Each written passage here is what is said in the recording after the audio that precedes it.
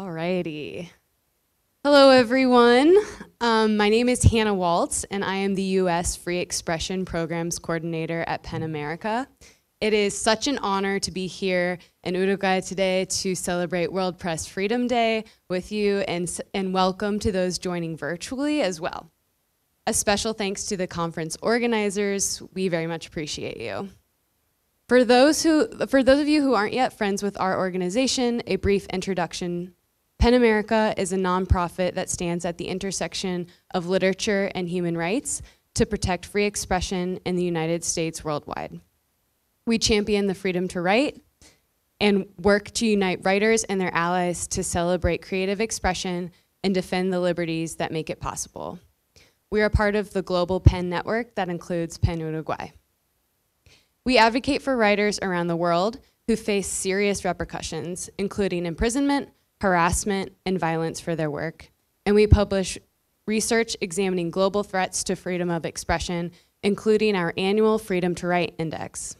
We are active on international press freedom issues, including our support of the annual introduction of the bicameral World Press Freedom Day resolution in DC. We also work to protect the rights of global artists through our Artists at Risk Connection program, which safeguards the right to artistic freedom of expression by connecting persecuted artists with direct support.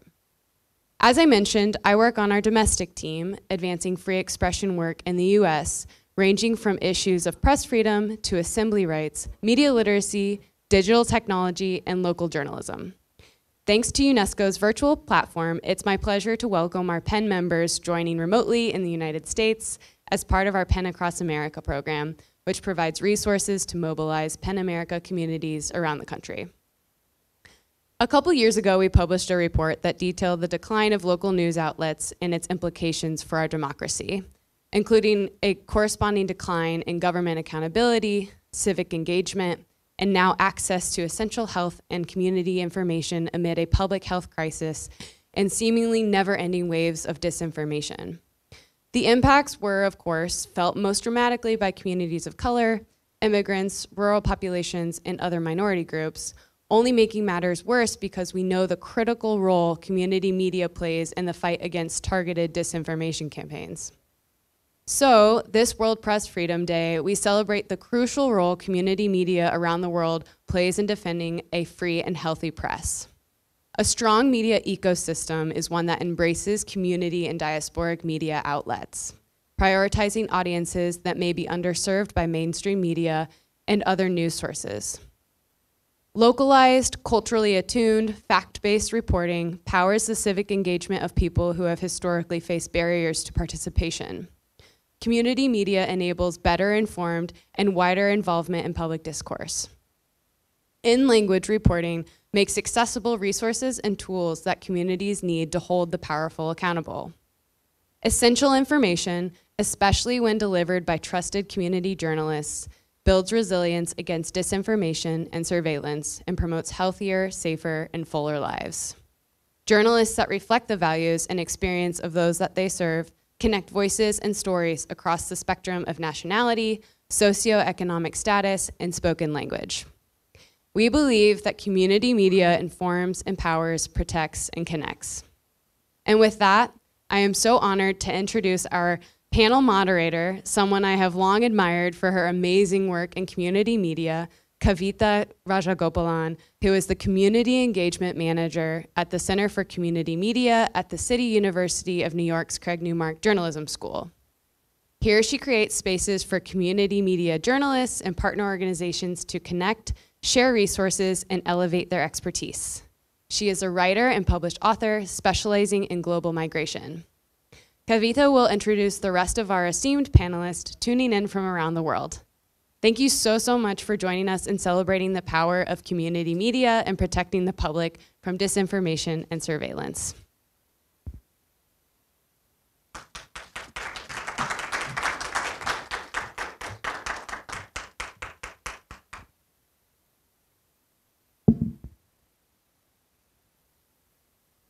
Is that I'm not physically with you in beautiful Uruguay. I am so jealous, although we are finally beginning to have some decent weather here in New York City, but can't compare to paradise. And to be in community with all of you, and I do hope that we'll be able to connect in the future. If any of you are interested in community media across the United States, serving diasporic communities and global communities and communities of color, please do not hesitate to reach out to me directly or to the rest of my colleagues here at the Center for Community Media. We are here for you and for press freedom, and we are delighted to celebrate this momentous day with all of you.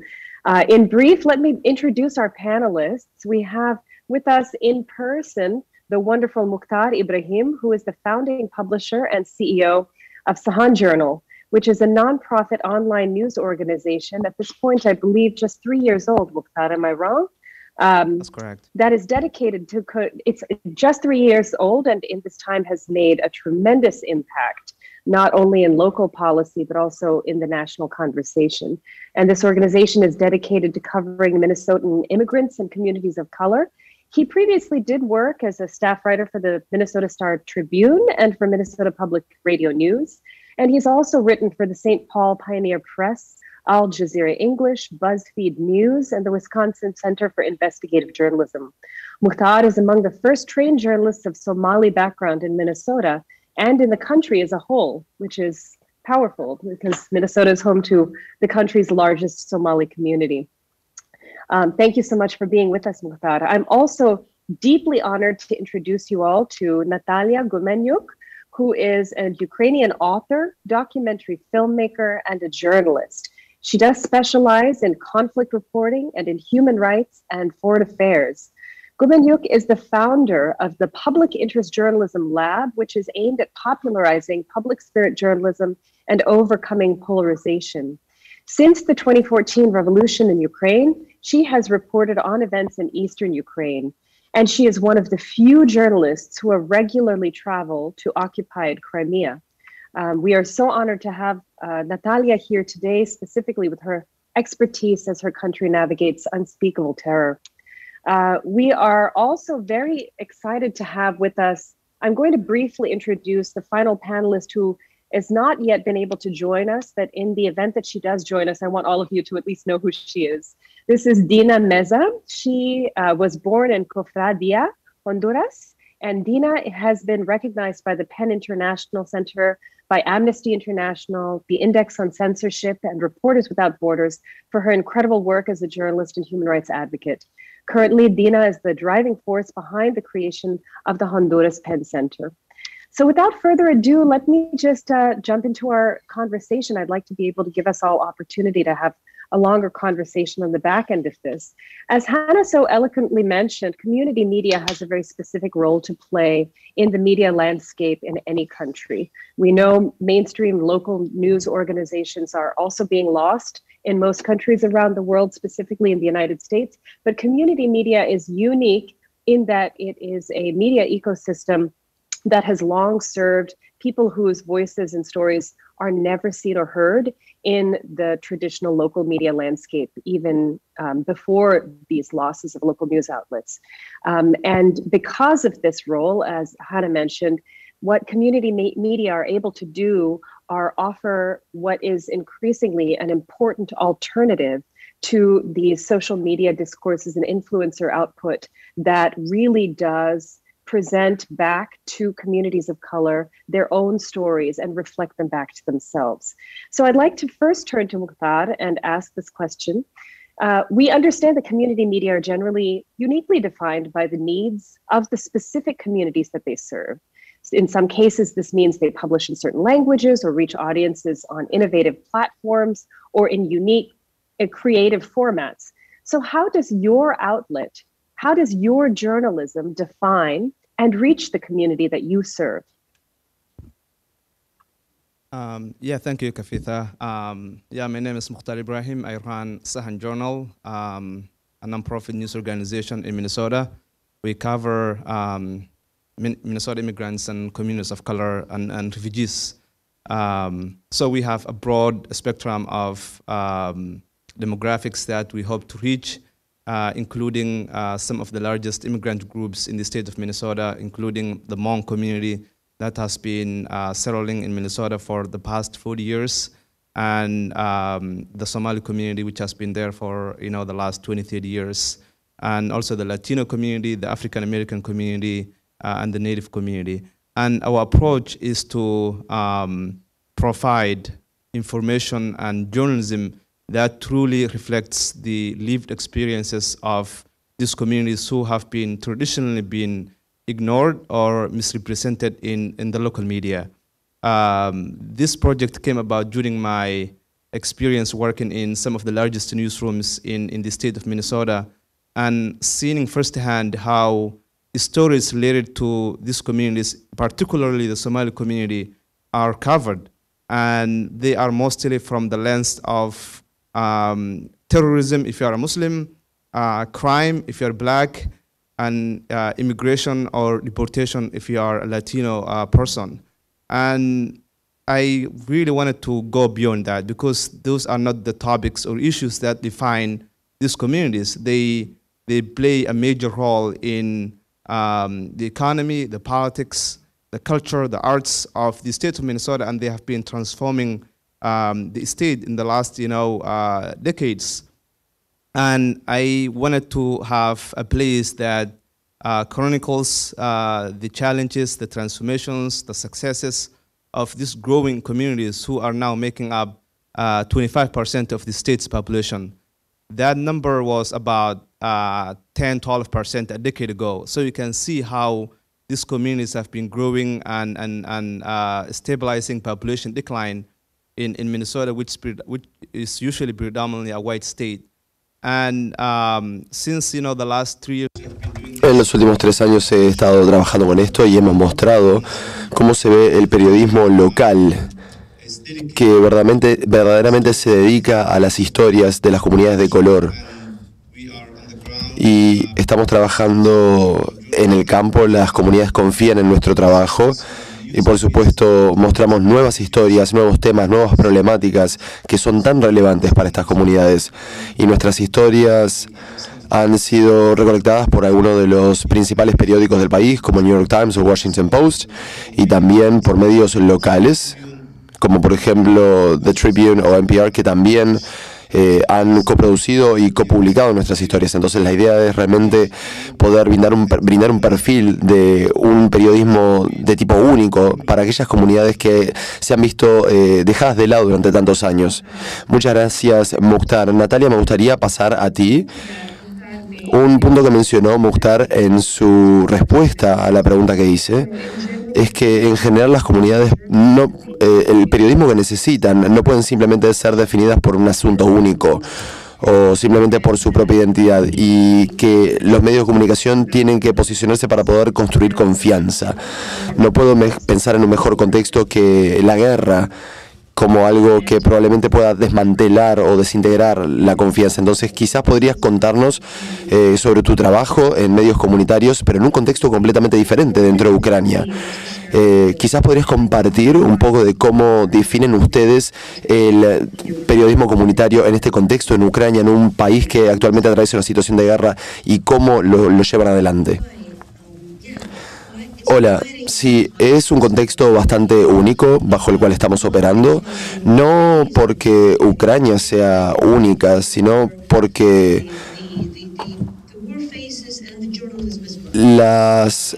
por los desafíos que enfrentamos en una situación de guerra.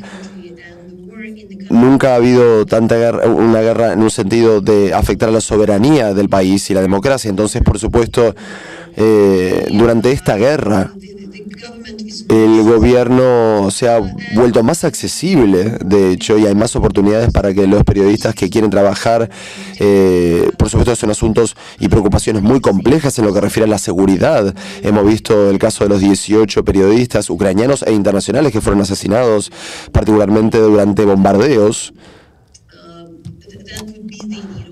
Y, por supuesto, eso es la mayor complejidad, pero al mismo tiempo la confianza dentro de la sociedad ha aumentado muchísimo. La sociedad nunca estuvo tan unida, y el nivel de confianza entre la sociedad civil y los medios y el gobierno y las instituciones estatales realmente ha llegado a niveles sin precedentes. Al mismo tiempo, hay algo completamente distinto, porque Ucrania es un país muy grande, tiene 40 millones de habitantes, es el país más grande de Europa geográficamente hablando, y resultó que la línea de frente está trabajando con cientos de kilómetros, y muchas regiones y cientos de pueblos han sido atacados, y la forma en la que se ha peleado esta guerra, porque es cierto que Rusia ha destruido las estaciones de televisión y centros de comunicación, en particular en aquellos pueblos que se encuentran bajo asalto. A veces, por ejemplo, ni siquiera tenemos internet en esos lugares, y también tenemos el caso en el cual, por ejemplo, no tienen electricidad siquiera durante mucho tiempo. Entonces, lo que hace que entienda que esto es diferente y que es importante respecto a esto es que, por ejemplo, tenemos internacionalmente las noticias de la ciudad del pueblo de Mariupol, que estamos hablando de 500.000 de personas, más allá de que se considere un pueblo, y está prácticamente destruida. Y hemos visto muchísimo reportaje internacional, pero va a haber solamente una cantidad limitada de historias de las personas en Mariupol que van a poder contar sus historias. Quizás algunos cientos o un par de miles, como mucho, pero estamos hablando de más de 500.000 de personas afectadas, porque esto es un ataque sobre toda la ciudad. Y cada persona seguramente tiene su historia. Entonces tenemos cientos de miles de personas que siguen ahí. Otros cientos de miles tuvieron que reubicarse a otras partes del país. Y sus historias hay que contarlas, y por ende es crítico estar ahí. Quizás el mundo recientemente haya escuchado el nombre de la ciudad de Puchet, que solía ser un área suburbana muy linda de la capital, que realmente a nadie nunca le habría importado. Yo soy reportera nacional y nunca me importó. Y bueno, tenían una estación de televisión en esa ciudad que funcionaba. Funcionaba como una estación provincial. And all of a sudden, this town had to be in the center of the global news. So, of course, they remained. And what the head of this station should do, now he is enforced to tell a different story. And, you know, we would do the big stories for international Ukrainian media on the war crimes, which could be the testimonies for the tribunal. And that would be very specific. At the same time, the town is rebuilding. The people are coming back. When I, for the first time, was there myself, because this is city, I live in the Ukrainian capital, so many people were asking me, like, can you see, because a lot of journalists live in this suburb, and they would say, like, is my house standing? What's happening to it? Am I able to be back? And there should be somebody to tell this story. The story also of the revival of this town, the fact that the bridges are already rebuilt a month after. And, but the stories, there would be the story of, every person, because the scale is immense. And having kind of such a broad country and having all these layers of this conflict with propaganda, with international, amplification, and the the uniqueness of this conflict, since the Second World War, with the attack on the independent sovereign country. So that would be really something that there would be incredible amount of the towns and the cities and the communities, which should be served. And there is a general framework, what national media should do, what regional media should do. But like a neighborhood they would have a specific issues, which probably would be too small, but they are, in a lot of cases, they are the life and death situation for the people who reside in these towns or villages, especially like sometimes we have now captured and occupied some towns or villages in the region of the eastern Ukraine, on the southern Ukraine. There could be randomly a town of 30,000 people, which didn't really have any like national significance, but it turned to have now. And we want to know what's happening there. And those particular people should be served. And there are of them. And so the role is incredibly, so this is kind of very, basic thing in quite a dire situation. But that would be my very simple, explanation how it's absolutely crucial for every story to be told. And for every story, which couldn't be not that dire and not that tragic, not the ones to go for the International War Tribunal, but which remains important for a particular person who lost their house, who lost, something like the part of own history, or even if it would be also the destroyment of the local historic museum, for instance, which should be taken care of. And of course, in what's happening, nobody would, apart from this community, who would care about that? And that's really, in fact, the history of the country and the history of the conflict. But first of all, the human story should be to be preserved. Yeah, I think you make such a powerful point when you say not the dire and not the tragic, and when you say that you're talking about inside of a community, the full range of the stories. I see so many common overlaps with what Mukhtar was also speaking about how people are more than the issues that they represent to a national or an international audience. And community media has a unique opportunity to capture the full humanity of a community and the full range of its experiences. And also the point that you made about how a local museum may seem like a hyper-local issue, but that is also the storehouse of that community's history. So thank you so much for that insight. I see, Dina, we have been joined by you. Are you able to hear us? Dina Meza. All right, I don't see you on the screen and I don't hear anything from the interpreter. So I'm going to go back to Mukhtar. And I want to ask a little bit about specifically disinformation. How does disinformation move through the community that you serve? And what are the main sources of disinformation that target your community? You've mentioned that many of the members of your community are immigrant communities. So there are immigrants from all over the world. Do you find that there's a lot of disinformation coming from global and transnational sources? Or is it more likely to be kind of local disinformation or from the state level, or online trolls, non-state actors, political operatives, influencers just trying to make their name in social media, thought leaders? What do you see and how do you respond to them? Yeah, I think the main source of disinformation in the communities that we cover are primarily social media, particularly Facebook and Instagram, and somewhat, is Snapchat and other places that people usually talk to and get the information.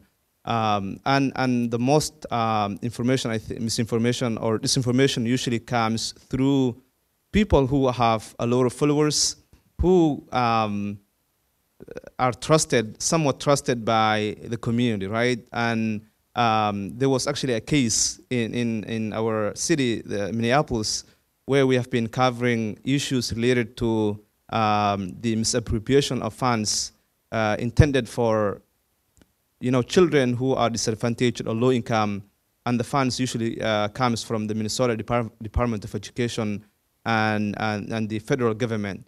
So we have been covering those issues, and there was a person in the Somali community who has large followers, who basically rounds up information and news related to the community and propagates that to his followers. And he made a series of videos about particularly me and the website that I ran, that were particularly defamatory and also really full of disinformation, saying, what we are doing are lies. We are not credible news organization. We are, losing subscribers, which we don't have. The journal is run by my brother and I. My brother is a doctor, and he's not even a journalist. And telling the community like really deliberate, lies about us. So people turn to those kind of people, figures who have a lot of social media followers and see themselves as real journalists, but also are not fact-checking information, not trying to call up sources or read the information that we are providing to the community. So that's, I think, where things are happening in the communities that we cover, mainly circulating around social media, and also sometimes figures and outlets that are anti-immigrant or anti-Muslim also propagating and spreading a lot of disinformation. There was a case about a couple of years ago where a group that had some animosity toward the Somali community came to Minnesota, and they did a video series alleging there was voter fraud, particularly targeting the Somali community. And we try to go out and debunk those information, the lies and disinformation that have been spread by these outlets and actors, and inform the community in a way that will make sense to them. Whether that means publishing the information on social media, translating the information into language that are familiar to the community, or partnering with community figures who have deep trust and standing in the communities to tell them that what they are hearing and what they are consuming are not actually real information, but something that are deliberately targeting the community. So we try to really analyze the landscape, go ahead and correct those disinformation, and sometimes address them on online, go on TV, radio stations, that these communities get the information, and to be very, very much well-rounded in how we respond to this information that we come across on multiple platforms. Thank you so much. I want to actually ask Natalia, I understand disinformation. So two of the things that Mukhtar had mentioned that I'd like to pull out is this word trust. So trust operates at a couple of different levels here. And he was saying that one of the challenges that they face in their journalism is that disinformation is coming from influencers who are trusted members of the community. But one of the things that community media does have is a different type of trust, and that he can counteract that trust with its embeddedness within the community, which also is something that you had mentioned in your earlier comments. So I'm wondering if you can speak to, I understand that you have a lot of expertise in dealing with disinformation, specifically from Russian actors or from other actors outside of Ukraine. I'm wondering if you can speak a little bit about the sources of disinformation that you see and how you respond to create trust or use the trust that you've already built up in your community journalism to respond. So like really speaking on this particular level, our discussion is focused. I've given you a different example. So I've been reporting on the conflict and working in different capacities, which was very different for the last 8 years. It was a low-scale frozen conflict in the part of Ukraine, which was still, under the Russian occupation, but we needed really to debate that there is a Russian involvement. So, like for 8 years, there was this kind of grayness, in particularly while the media, the Ukrainian media, independent media, had to kind of prove, that Russia is behind their proxies, which all of a sudden became irrelevant because, it became so open. We don't need to prove that Crimea is occupied by Russia now. But coming back, especially in the last years, so there was still the part of the eastern part of the country where there was a conflict was more or less randomly divided into the two parts. There was no any ethnic, linguistic, any reason. It just happened to be that one village was in one side, another town in another side. So quite a lot of people for 8 years were cut down from Ukraine. What we could do, could work with the smaller outlets, in particularly on the local level, to help them, as mentors, my organization, Public Interest Journalism Lab, and really say that there is a lot of disinformation, there is a lot of propaganda. Actually, they would receive a lot of news from Russia, like from the Russian state propagandist media, not independent media. They won't trust independent Russian media, which also existed. It was always meant to confuse people, to undermine trust in the government, to undermine trust in, rules, laws. And so our task, we actually worked with one, you used some of the tools from the Chicago-based organization called Hearken, which really works with the communities. And our idea is, instead of preaching the people how they should be, for those independent reporters who worked in quite a dangerous and difficult environment, a smaller town somewhere, in close to this conflict line, our question was don't try to preach people. Don't think that if they're confused by propaganda or by anything, learn what is useful for them, ask them, put the questions. And in fact, they started it was quite a project we wanted to start after the war, how the people can be useful for their communities. And all of a sudden, there were a lot of young reporters who started those media. They said we really changed our operation. We started to ask the people, what they needed. And they really were concerned about a lot of social issues. And we were helping them to tell this or that, the issues, how to bring the bus to the village, how to, the issues on the education, very practical things. And upon that, there was a trust. And when the conflict started, they really got also incredible feedback from their audience in their towns, the knowledge, the concerns, they could verify the information. So it has a very, very practical dimension. At the same time, there is something else to add from my side. So prior to this full-scale invasion, our organization for the last 2 years in particular was focused on how to overcome polarization, how to really, look deeper, look to the people, to the vulnerabilities, work with the real needs of the people.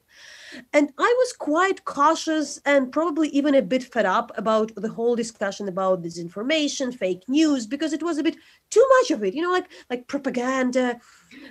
Politicians use this notion too much. Some people use it in favor, speaking about the propaganda, accusing their political rivals. So I was more skeptical. I think we should be more nuanced. It's more sophisticated. And unfortunately, I should say that I still think it's very, deep thing. There are some things we need to work in depth. At the same time, recently, I've been to the village near Chernihiv on the north of Ukraine, which was under the Russian occupation for months. And there was a story where 380 people were kept in the basement of the school while Russian troops were on them, using the people as a human shield. They were not allowed to get out of this place. 11 elderly had died because they couldn't really properly breathe in this space, because the place was for 80 people and there were like 400 people. There were up to 400. There were some, it was not the most horrible place, but there were people shot in that village. And, they spent these months with the Russian soldiers. They speak Russian, like they can communicate. And when they were asking those soldiers why they came, what was the reason for that, Russian soldiers were bringing this pack of the popular paper, Komsomolskaya Pravda, one of the oldest Russian newspapers, which I also found in the village, where the first page was exactly said, the justification of the war, why there is no other way rather than attack. He was writing about all fakes, that all kind of casualties are fakes, including with the photo of the person I know personally who has been, wounded, because I did the story about this person. And it was like a pure instrumental propaganda in a paper. Given, and other journalists also said they've seen this paper. It was a special issue. I read very clearly. There were 7 million copies published. There was a name of the editor, the name of the managers, the name of all the people who worked on this edition, and it is the most popular Russian newspaper for decades. It was an absolutely instrumental for the war crimes.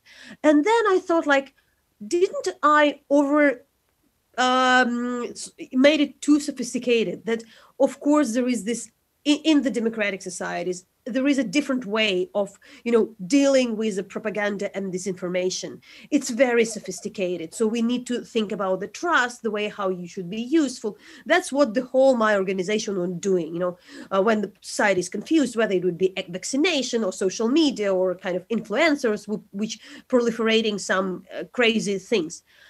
But we cannot forget that in some societies, especially if they're authoritarian, especially if they are like that, and if they are like, that would be the case when there would be very basic, old-fashioned 7 million copies of the paper handed to the army as an excuse, as a reasoning to actually create the war crimes and to kill the people, capture people, and occupy the villages. So really, I think that we can't really forget at this level. So we see the one from inside, how it works in, let's say, democratic pluralistic society, more sophisticated, and something very blunt.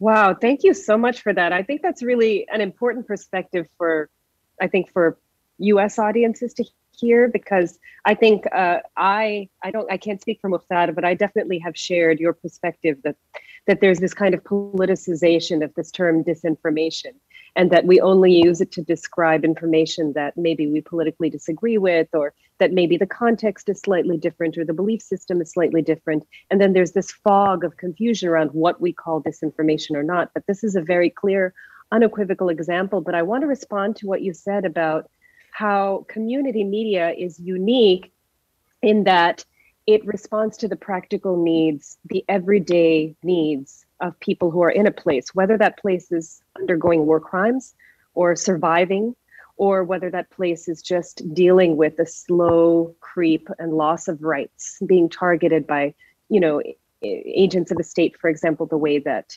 immigrant communities in Minnesota might be.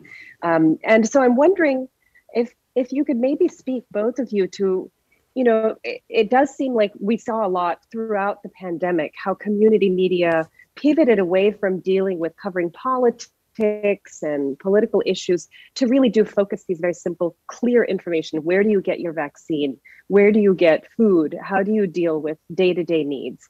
And that was very powerful. But I'm wondering also now, in the last couple of years, we're hearing increasing reports that disinformation, there's a direct line between disinformation and online harassment, and then escalating into real life interpersonal violence.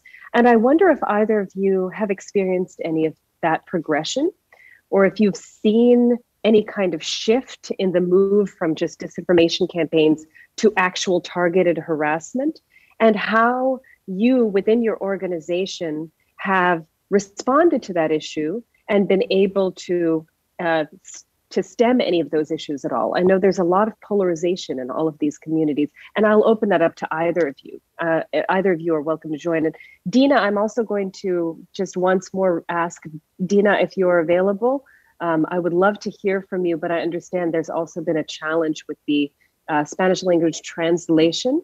But if you are able to speak, would you just wave at me? If you're able to hear the interpreter, would you wave at me, and then maybe I can come to you next? Sí, muchas gracias. Tengo problemas. Yeah, thank you very much. I'm having some issues because I'm using my mobile phone and I have no access to the translation. That's why.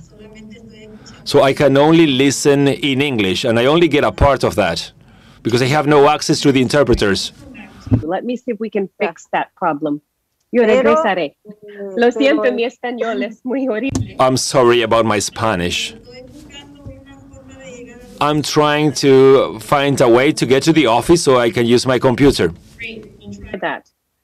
Okay, thank you. So then, for those of you who don't speak Spanish, it sounds like Dina's having some difficulty with the simultaneous translation, and she is now going to try and join us from another location to see if she can connect that way. But let's go back to Mukhtar and Natalia. Can you think of any examples that you'd be able to share of whether you see online harassment escalating to real interpersonal violence, and how you have responded to it in your journalism, and how that's impacting your ability to do your journalism? Mukhtar, would you like to respond to that? Sure. Yeah, I think we are fortunate that we haven't seen that level of harassment since we have been doing this. I mean, there are people who can, say stuff on social media, trolls, who might not like what we write or upset about how we frame some stories.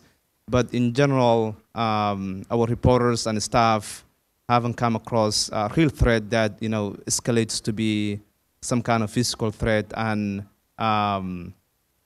yeah, I cannot fathom, what that will mean for people who are doing this job. It's public service journalism needs to be protected, and if you cannot reasonably do your job as a reporter, being out in the community and establishing the deep trust and getting out of your home and going to churches and mosques and community events and centers and all that, I think if people are threatened, that will limit how we do our journalism and reporting. But so far, I don't think we have seen any threats that could undermine our reporting and the job that our staff do every day. I think I have quite an interesting case in which I think that it's interesting to speak about the Ukrainian society as a community under threat at the moment. But being very clear about your question, so one thing I researched earlier, I think like prior to war, I had the time to kind of more sophisticated research. The phenomenon of which is I think could be described in academic way as the manufacturing consensus, which is created by the algorithm and also by the trolls. Which idea is behind that the trolls or the algorithm are able to amplify something in the scale when one human has one voice on Twitter, and for instance, the propagandist or somebody running the online harassment campaign would have like all of a sudden, technically, by technical means, thousands. But what it creates this strange mix that a lot of people would think this is a public opinion, this is a popular opinion, and a person who probably would be, arguing for vaccination, or there would be somebody who, do the independent reporting in Russia, let's say, would be absolutely like attacked. And the person won't consider that he's attacked by maybe one person with the power to use the trolls and bots, but with the community. The problem, what it helps, that sometimes why the term is manufacturing consensus, all of a sudden the people would think that it's a popular opinion. So even the marginal negative, in a negative way, to use this term, the marginal groups would think that they would empower them to think this uncivilized behavior is normalized. And the other people would be afraid to speak out because they think like, okay, this hateful message, it's actually popular and it feels like majority of my Facebook feed kind of are like that. So I better remain silent, which create a strange feeling that it would create the maybe, you know, marginal politicians with the negative messaging, with the probably hate speech, would be more important than they are, and the people who are probably, you know, would be supported by the majority would feel under threat, and they would feel that they are attacked by this so there is a very technical way to explain this, but that's how it works. And actually I do think that's really this negative power of the social media, how to fight with that. So actually it's something we worked for the last couple of years. Our idea was that we need really not just to guess and look at the feedbacks and likes. There should be some real experience. So we, for instance, worked with sociologists and thought like, there is a conflict. What is the attitude of the people regarding this type of information? You know, as a journalist, sometimes it was, you know, a more sophisticated way to do in the public interest journalism lab, but we teamed up with sociologists who in some ideas thought like, is this topic really controversial? Really, let's talk to the different demographics, elderly, city, like people in these urban areas or in the, you know, small towns. Do they really, you know, have this big fight over the, you know, Second World War or something, or like the topic taken by the propagandist, you know, to divide the society. And we term that, in fact, there are the, you know, common ground between these people. This public opinion is overdone. This quite a marginal thought. It's shared by quite a minority group. And in the end, in different things, because we've done this, it was a war, it was the vaccination, the COVID. We always understood that, you know, there would be 7% of the people who would believe that in the microchips in the vaccines. Most of the people would have doubts because they really don't know how to do that. And what if you are kind of, have some disease? So they would have legit concern. And the media often work today for the needs like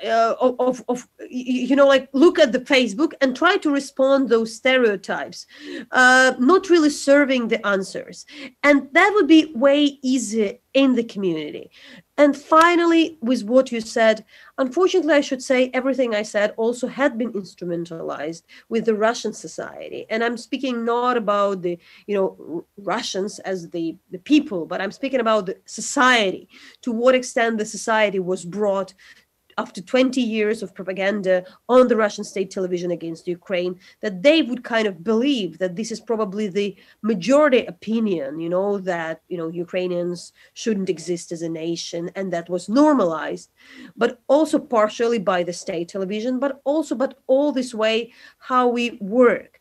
And it's almost impossible to do sociology in authoritarian societies, but in the way where we are free, I think the answer is really be cautious about a particular technological way how those probably not the most reasonable opinions are presented as the representation of the majority, but also like knowing better your audience, your community, the needs of your community, if necessary, to answer that in a different way.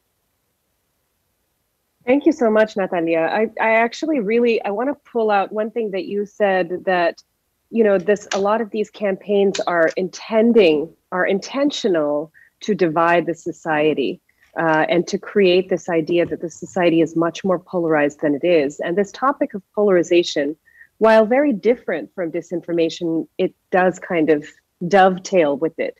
And so I want to briefly turn to Mukhtar. I had actually sent a question to Dina, and And I want to see if she is available to answer. But Mukhtar, in the meantime, I would like to ask you to think a little bit about, as we in the United States head into an election season, how political polarization and online disinformation campaigns are affecting your community, and the kind of counterweight that you as the community media outlet are able to provide to maybe kind of work towards, you know, kind of healing some of the polarization, and if you have any examples of that. But in the meantime, I want to turn to our final panelist, who we have not been able to hear from this whole time, but who has such a wealth of insight and knowledge to share with us. And I wanted to ask Dina Meza if she might be able to speak sort of generally about how she defines community, the community that she serves, and how her work has been impacted by disinformation. And I understand that Dina herself has been targeted via surveillance and state targeting. So if she is able to share a little bit about how that experience affected her ability to serve her community, and how she was able to then move beyond that and respond in the face of that threat to continue doing community-based journalism. Dina, if you're available and able to speak, we'd love to hear from you.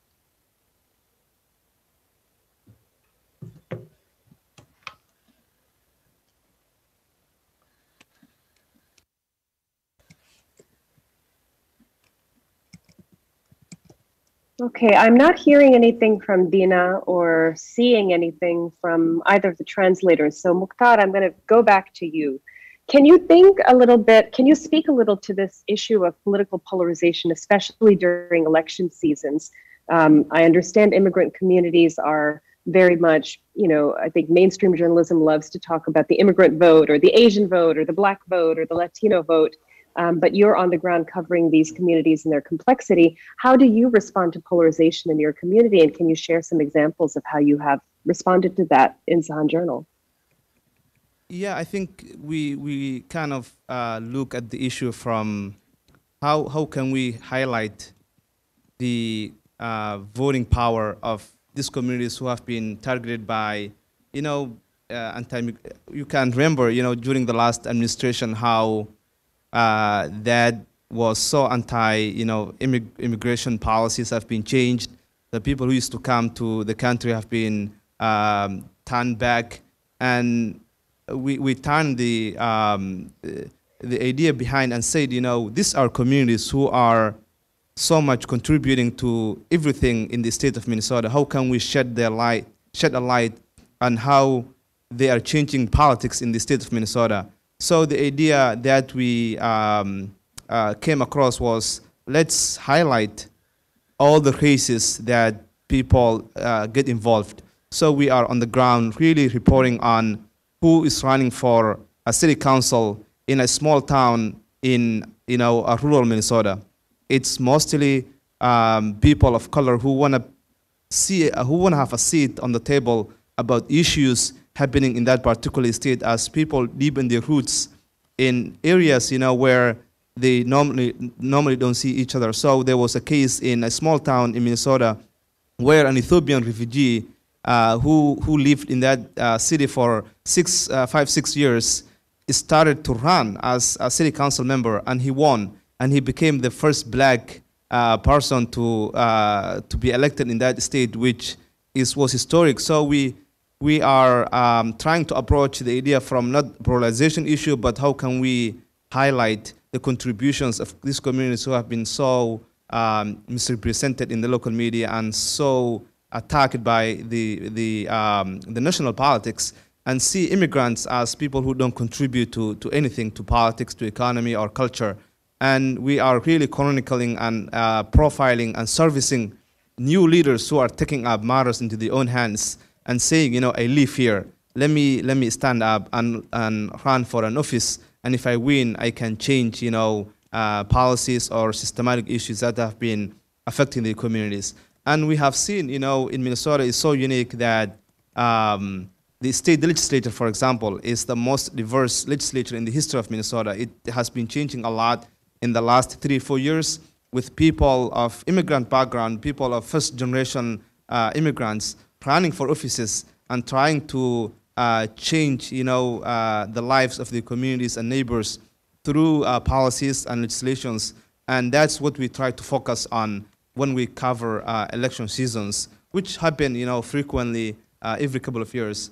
We also try to provide real information to the communities that we serve in terms of providing a translated voter guide so that they can be very much well informed when they go to the ballot and choose who is going to represent them at the local school board or city council or state representative or a congressional district.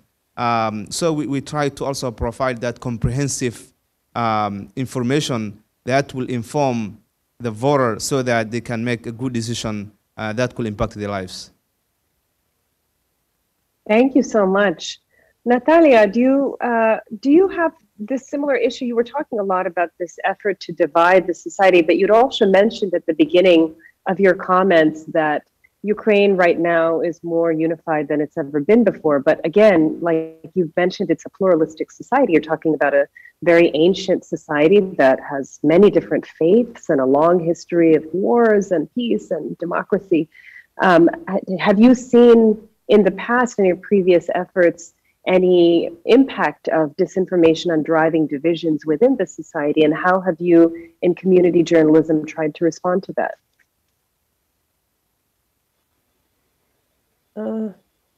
Is it okay now?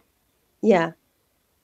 Because because there was a problem, so I understood I was a bit frozen. So yeah, in fact, I was very much concerned about the polarization because it's quite a global trend. And the way the media markets work, even like the independent media in a lot of places are working for mobilizing their audience rather than reaching outside of the bubble. And so kind of my effort was like really get to know the people outside your bubble. We really speak about the public service journalism, which really makes the civilized way of discuss complex issues, but not between our, like city capital activists in the capital and some people in the village or things like that.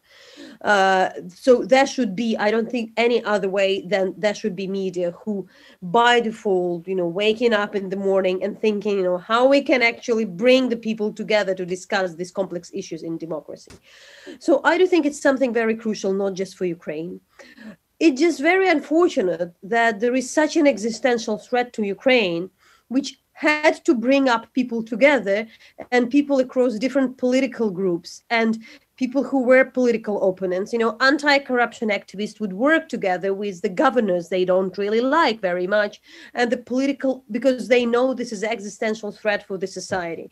Either you kind of are together and you do things together to defend the country, whether, there is no other way. And we understand that, like, if the war is over, we would be back for other kind of issues, which would be there. There would be the disagreement. There would be some ideas, which actually, I think it's actually normal. The problem is like whether we be able to discuss it in civilized way. So that would be the key for me. But what is interesting as well, speaking again about the polarization, a lot of international media, and in particular Russian propaganda, was trying to always portray Ukraine as like a very divided country, which honestly was always lesser than many other countries. Any sociology was really saying that people are very much in line in a lot of things. They're pretty liberal, they're pretty tolerant, they are ready, to accept that they could be very strong with their views, but they're absolutely okay to accept that people somewhere else and other people would have different views. And the reality shows, and in fact, everything which happens now shows actually our sociology was correct. So the propagandists really were trying to exploit the divisions, which in fact isn't really there. And so we don't need to think about like pluralism as a threat. The case is how we work with that and how we make people to meet. And that's where we're coming back to the community media, that of course it's way more doable in the places, in the communities. There would be people who disagree. And I think the feasible place, it's very hard to do it nationally. You need probably, unfortunately, a war to have nationally to get all those people together. But in a smaller town, in a smaller place, if people meet in person, and if the moderation is about like letting people know each other, searching for some trust building, you would do that. And that's beauty of that. So I think we can't be frightened about like opponent views. And I'm coming as somebody who is now speaking from the country at war. And I do think pluralism is good. Pluralism helping Ukraine to, fight this war. We really have different opinions, but we understand what is important and what we would be discussed, afterwards. So it's really gives strength. It's for good. It's not about unanimous and one opinion, but about the way to create the platforms and the space where people can talk to each other, and that's make the country even stronger and society more stronger and resilient. Absolutely. What a beautiful message, too. The idea that ultimately we need our differences, but to be able to meet face to face and get offline. So I'm hoping the next time we meet Natalia, it will be in person, face to face. I'm going to give one more shot. I'm going to turn back to Dina Meza, who I think is able to respond now. Dina, are you with us?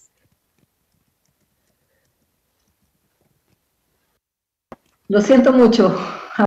I'm so sorry. Yes, here I am. We had some criminal issues due to freedom of speech of university students, and we were dealing with that issue, and that's why I was a little behind. So here I am, and I think it's very important to highlight this situation. Honduras is a country that has levels of freedom of speech have gone down and down. But since the coup in 2009, Honduras committed to democratizing media outlets. We have community radios that are facing serious issues to communicate or to reach their audiences because of lack of resources. So there's a situation there on how to reach the audience. In our case, that we have a digital journal, how to reach these audiences. Basically, we have different audiences in the provinces, in the country, at national level, at international level. But the problem is that not everybody has internet access. Coverage is 28% of people have access to the internet. So they need to include, or they need to use their cell phones, but they need to have some credits in their cell phone so that they can use internet. So that is one of the main barriers that we face when trying to reach our audience all over the country. But what we do is to use social networks, Facebook. We also use WhatsApp, Instagram, or sometimes we use encrypted chats when we have security threats. We use Telegram. Now we have new authorities in government. They started in January this year, and they are different from the 12 previous years in which we had a coup, and they bought security software to keep us under control so that they can listen to our communications. That's why when there's very relevant information to the audience, we have had some problems. For instance, they went to my place, armed men went to my house just to cut internet off. And that happened in the years of the coup d'etat. But right now that we have a different government, we also face similar situations. We have interruptions of the internet. For instance, we are doing some coverage at midnight, and we feel that communications are being interrupted depending on the topics that we are dealing with. So those are the barriers that we have here. how to fight misinformation in our media outlets. Basically, we have networks at national level of journalists, and we talk about them, about our work, and how strict we should be when it comes to self-regulations. And try to contrast, compare information. We need to do research, and we need to fight misinformation, fake websites, fake call centers, and those are all the tools that the powerful companies in the country use. They use corporations to start campaigns saying that the government wants to own all the communication outlets and also all the utility companies. There's a huge campaign here against wages, for instance. They have passed a law that was against labor rights here in the country. So we have a huge campaign by corporations. And that is one of the situations that we are facing here in the country. So they have used information as a product. And now people in Honduras, we don't have access to high quality information. And in fact, there are fewer and fewer opportunities for citizens to have access to the news. We have no opportunities to discuss topics or to provide information about women, for instance. We have no voice, we have no opportunities in traditional media. In the case of female journalists, we are facing many problems.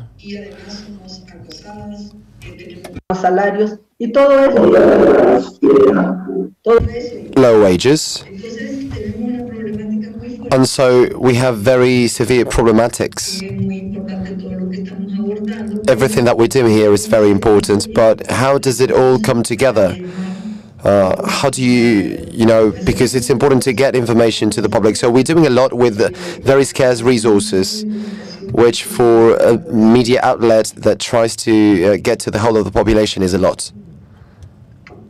Thank you so much for that feedback. I think we've heard so much across the country as the country here in the United States deals with political polarization and disinformation, and many here believe that the divides are growing larger here and that there is rising kind of influence of authoritarianism here as well. It's nowhere near what the rest of the world has been navigating. But I do hear that the role of community radio is internationally always been to serve and to unite communities that have been torn apart by war and by coups and violence. So I really appreciate you mentioning that. And also this final point that you make about the financial, concrete challenges to doing community journalism. In your case, you're dealing not only with concrete assaults, but internet cuts, and then the lack of basic resources. And this is a through line for all community media. Not only is community media on the ground working to cover, like Natalia mentioned earlier, all of the stories in a place, but you are also dealing with tremendous amounts of scarcity and dwindling resources. So sustainability is a huge challenge. So I wonder if, I'll open this up to all of the panelists, but if you can speak about one thing that I've heard, actually, Mukhtar, one of your colleagues at Sahan Journal mentioned this to me, one of the younger Hmong reporters who works for you, that community journalism takes so much more time and effort than just reporting on a news from a simple lens, and that need to do this work with so much time and care, with ever fewer resources and with so many threats, is a growing challenge for the sector as a whole. So how are you all dealing with this? We know that community media is vital in this landscape, as so many communities, like Dina has spoken here so eloquently about the loss of basic news and information during wartime, as Natalia has spoken to, with immigrant communities who've never been served or represented properly. The news need is there, but the resources are few and they're dwindling. and the disinformation tide is growing larger. So how do you see the future for your outlets? And what are the hopes that you have for this sector in the future? Yeah, I can start. Puedo comenzar. Bueno, de hecho el periodismo comunitario lleva mucho tiempo y es muy costoso. Estamos intentando tratar problemas que han sido ignorados de alguna manera por otros medios de comunicación y tratar de encontrar un nuevo modelo que sea diferente de lo que han hecho los medios tradicionales. Así que intentamos que nuestro periodismo sea implementado de la perspectiva de las comunidades que confían en nuestras historias y que nos transmiten sus historias. Construir esa confianza y de alguna manera tratar de involucrarnos más con la comunidad. Eso es algo muy importante que lleva tiempo y también tratamos de hablar con las personas que no confían tanto en el periodismo en general, porque sus historias no han sido bien representadas. Entonces tratamos de solucionar ese problema, de rectificar esa situación. Es otro tema que tratamos de abordar. Contarle a la comunidad sobre el periodismo y cómo hacemos nuestro trabajo y cómo recabamos nuestra información y compilamos nuestras historias. Así que hacemos muchas actividades al mismo tiempo y podemos suponer, imagínense entonces, cómo eso puede ocupar todo nuestro tiempo y también nuestros recursos. Entonces tenemos que tener un periodismo a escala para poder realizar esta tarea y también tenemos que pagar salarios que sean buenos para que los periodistas sigan trabajando con nosotros. Eso es lo que estamos viendo, un número cada vez mayor de personas que dejan el periodismo tradicional. Across the country.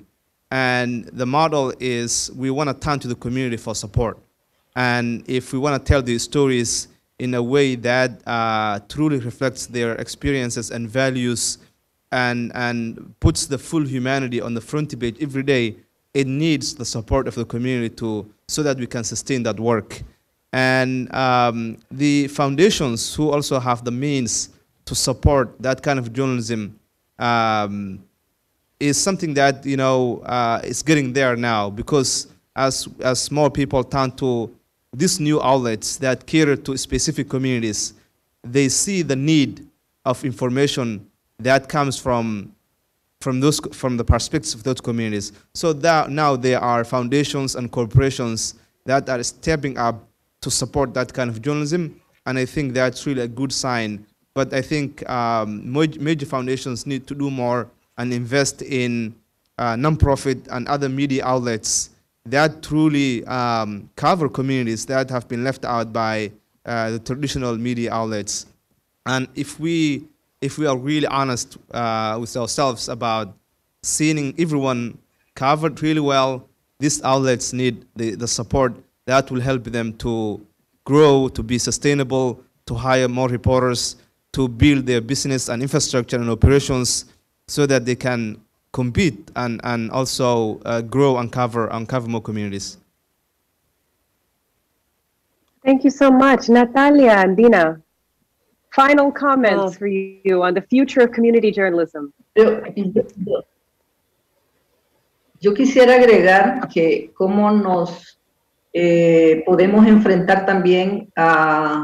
I'd like to talk about how we can face official propaganda that is used as a punishment and a reward for populations. In this case, community media that need to be informed on mega projects that are happening in the mining regions or the hydroelectrical part of the country, and a series of companies that have depopulated the areas and cast them away from those areas. That entails a lot of risk, and therefore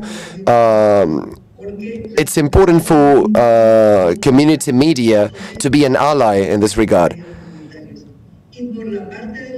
And on behalf of the government, they don't fulfill their obligation to strengthen that information from the media themselves, because it's not convenient for those groups of power, so we need to fight them as well.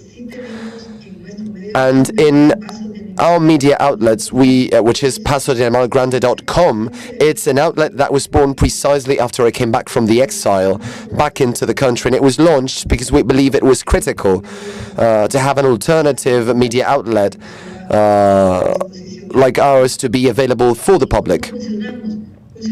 And how do we work? We work with very scarce human resources. Oftentimes we have to work late at night with information that we are getting, with very, very few staff. And we often have to outsource, journalists that can work with us to help us in research so that we can strengthen the quality of the information that we provide. But one of the things that we affect the structure. We touch the structure. Not only do we inform just from a superficial point of view, but we also talk about the intersectionality of vulnerable groups. For example, the LGBTQI community, or women, or indigenous populations, how these populations that are in a place of severe vulnerability, well, they're often blamed by traditional media for obstructing development. And we see that we are a light for them, a lot of hope. And what we need to do is to strengthen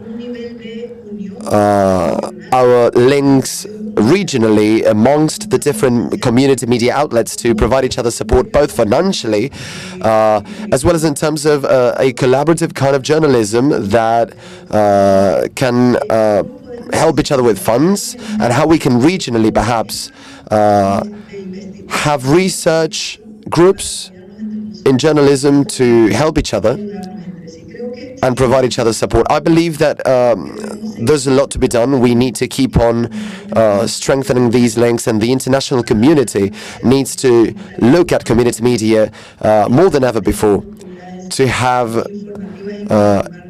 more opportunities and keep on growing. Fantastic. Yeah, such important points. I'm so glad you were able to join us even for a little bit at the end. Thank you so much for your insight. I really appreciate it. Natalia, any final words from you on the future of community media in this age? Sure. I do think, when I started journalism years ago, we were always said that the journalism, if they're successful commercially, that's the way. I mean, years after, just speaking to what Mukhtar said, it's not really the case. The point that there is an idea of the media as a service, and I stand strong behind it. Media is a service. And I really, again, coming back to this war in Ukraine, but because any dire situation show what really matters, what doesn't. So I given a totally different example. While talking to the people in the Ukrainian railway, which is, Ukraine is one of the most connected country with the most connected railway. They are moving millions of people, helping them to evacuate. And talking to them, they said they used to run it as a business, and then it's service. It's for free. They really organizing it in the full mode, and for 2 months, it's the Ukrainian railway, a service, which is not a company. So the thing is, I do think it's really something we should consider in rethinking the way the journalists should be on the ground. They should go there. And so, of course, the resources are limited, but we need to maybe to explain. So this interesting case about us, we do have now the politician understanding why they need this service. So it's, of course, about the funding, how it should be given from the taxpayers' money. There should be different models, but there should be some other way about the commercial viability of those media. And something else for the editor. Unfortunately, I don't see who is in the audience, but as also a media manager and an editor, I would say, for years I've been fundraising. I was dealing about the business, and sometimes I would have a very successful case when some kind of quite a sum would be given to our organization by the donors or anybody, and I would talk to the newsrooms, and they wouldn't really relate to that. And there would be some bigger important things, and journalists won't really relate to that much.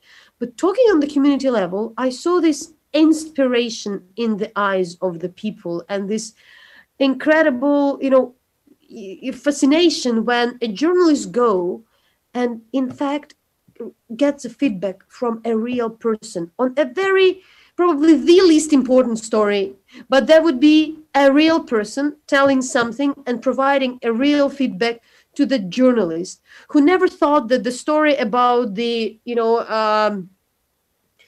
something about like communal the service of the city in communal service would be so important, because young journalists especially, they like the big stories, the political stories, that thing, how the feedback comes when they receive the award or something like that.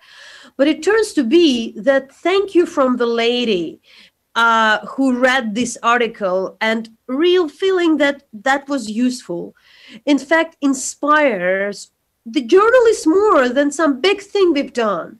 And a donation from the person of a very tiny donation of $5 would kind of matter for your reporter more than you would say, I have received a contract for like hundreds of thousands.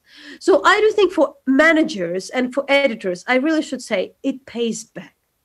The community journalism, apart from everything I said as a service, which should be very helpful, it's actually for your newsrooms, pays back, because we do lose things online. So in the part of the activities which we had, we organized the town halls. And, when I'm working with other independent smaller media, and maybe there were 10, I mean, the paper would be read by hundreds of people, but there would be 10 people who would be debating, 20. But it really makes people feel their audience. And especially while working today so much online, I think we're losing that a bit. And to bring back the profession, you just really think that your journalists would love to be in the field, work with the communities. It's really it's the blood of this profession. It really inspires, it brings energy in the most dire situation. For me, being expert in security, writing the books, writing for international media, and having a very difficult situation at home. It's, really, it's not, I'm not sure my house would survive. But what gives me strength, I talk to the people and they inspire me. And every, interaction with humans really is something the journalists should value. So I do think it's a future. And of course, it's easier on that level than on any other level. Absolutely fantastic way to close. I think we are all on your side on this issue. Congratulations to all of you for persevering in the face of such tremendous odds. And thank you so much for taking the time to share your insight with us, with all of the pressure that you're under as you navigate all of these difficulties, especially to Natalia, who is in a war zone, and to Dina, who is dealing with a tremendous amount of violence and instability in your environment as well. Thank you very much. And thank you to the audience for joining. And thank you so much to PEN America and to UNESCO for bringing us all together today. It's been an absolute pleasure. And I hope to see all of you in person one day soon. Thank you. Yeah. Thank you. Thank you.